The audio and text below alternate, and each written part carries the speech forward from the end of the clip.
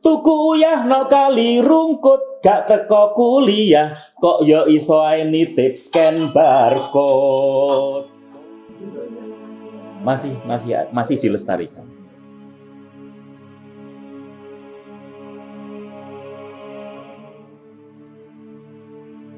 Indonesia, negeri yang kaya akan budaya dan tradisi yang begitu beragam. Salah satu kekayaan budaya yang patut untuk dilestarikan adalah Kidung Jula Juli yang merupakan unsur utama dari pertunjukan ludruk atau seni khas pertunjukan tradisional Jawa Timur yang penuh dengan tawa, kritik sosial, serta nilai-nilai luhur. Di balik setiap lirik yang bergema, tersimpanlah kekayaan nilai-nilai yang melekat erat dengan jiwa dan tradisi bangsa Indonesia.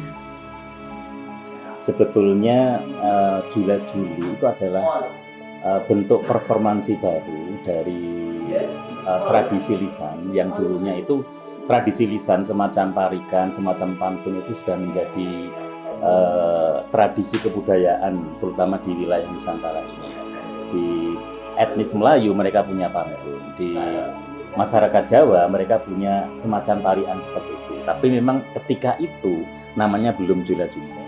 Jadi Jula Juli itu seperti tembang sebetulnya yang lekat dengan tradisi ludruk.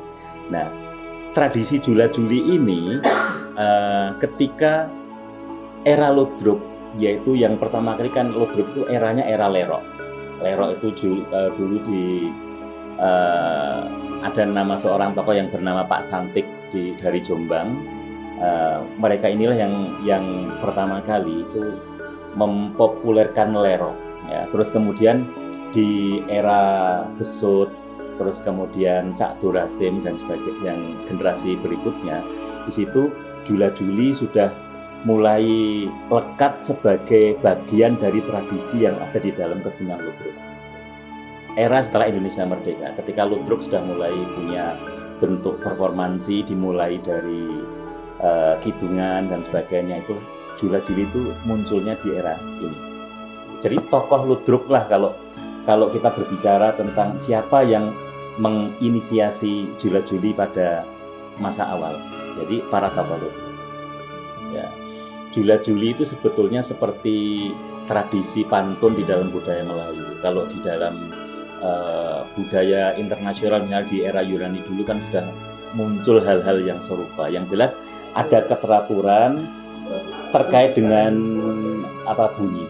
Bunyi. Kalau pada awalnya itu A, maka namanya sampiran ya, maka isinya juga harus ada A.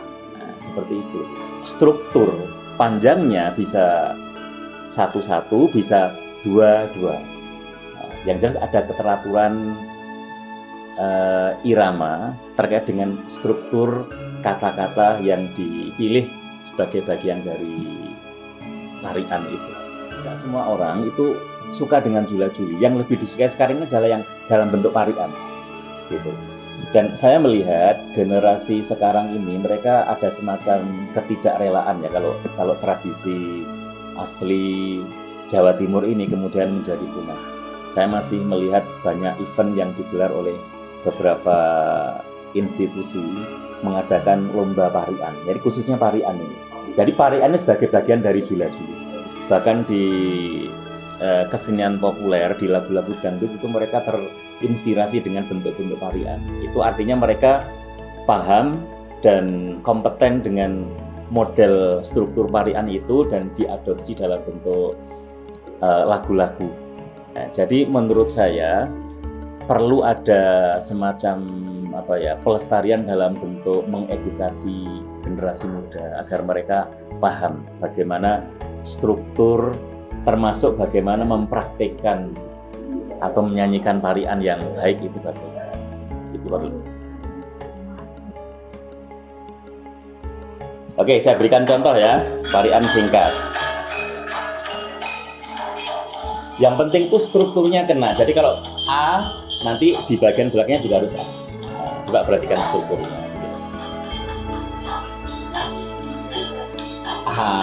Tuh. Menek klopo sing ati-ati, cek nek gak sial ojo menek bengi. Sing ngomong sapa nek ludruk wis mati, generasi milenial jek akeh sing nyenengi. Termasuk generasi muda FIB. Nah, sekarang ini tuh. Tuku uyah no kali rungkut, gak teko kuliah, kok yo iso ae nitip scan barcode. Code sama code ini kita bicara struktur seperti itu. Sebagai warisan budaya yang patut kita banggakan, Kidung Jula-Juli perlu dilestarikan. Saat ini, berbagai upaya dilakukan untuk menjaga kesenian ini tetap hidup, seperti pertunjukan rutin dalam ludruk, pementasan melalui perlombaan, dan pelatihan untuk generasi muda. Marilah kita jaga warisan budaya ini dengan menghargai dan memeliharanya untuk generasi mendatang, karena Kidung Jula-Juli bagaikan permata berharga yang tak boleh pudar.